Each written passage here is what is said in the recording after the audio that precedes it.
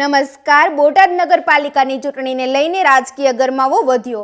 Ward number 4ના આશરે 9000 મતદારો વસે છે. અહીંના મતદારો વિકાસના મુદ્દાઓને મહત્વ આપી રહ્યા છે. સ્થાનિકોના જણાવ્યા મુજબ કેટલાક વિસ્તારોમાં સુવિધાઓ ઉપલબ્ધ હોવા છતાં પાણીની તંગી, સ્ટ્રીટ લાઇટની અછત અને રસ્તાઓની ખરાબ હાલત જેવી સમસ્યાઓ યથાવત છે. મહિલાઓ માટે સ્નાનગૃહ જેવી સફાઈ સુવિધાઓની પણ જરૂરિયાત વ્યક્ત કરવામાં આવી છે.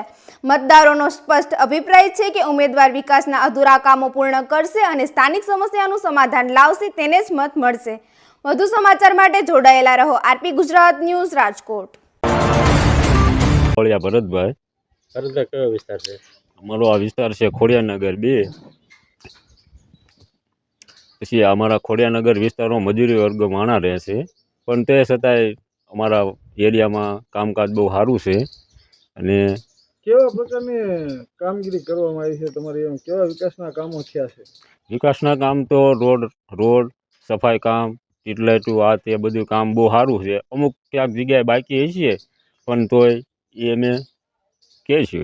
આ વિસ્તારનું વોટિંગ કેટલું છે અને કેવો ઉમેદવાર આવનાર નગરપાલિકાની ચૂંટણીમાં તમે પસંદ કરશો? અમારે આ વિસ્તારનું વોટિંગ 2 બૂથ છે, એમાં 7,000 જેવું, એટલે 700 જેવું છે.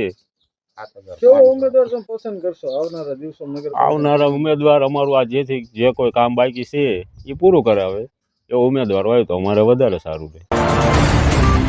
ચંપાબેન હરીશભાઈ મકવાણા. કયો વિસ્તાર? ખોડિયાનગર 2. શું સમસ્યા તમારે? મારે પાણીની છે, રોડની છે, સ્નાન ઘાટની છે, 3-4 સમસ્યા છે. કચરા પેટી વાળાની પણ કોઈ ધ્યાન જ નથી દેતું, કોઈ સામું નથી જોતા. પાણી ધીમું ધીમું જ આવે, 100 જમણે, 7 જમણે, અઠવાડિયે, ક્યારેક તો 15 દી થઈ જાય. પછી એમ કે મોટર ખોટરાઈ ગઈ છે અને ઉપરથી પાણી નથી થયું ને એવા બધા બાના બતાવે છે. બીજી કઈ સમસ્યા ખરી? હા, એક સ્નાન ઘાટની મોટી સમસ્યા છે.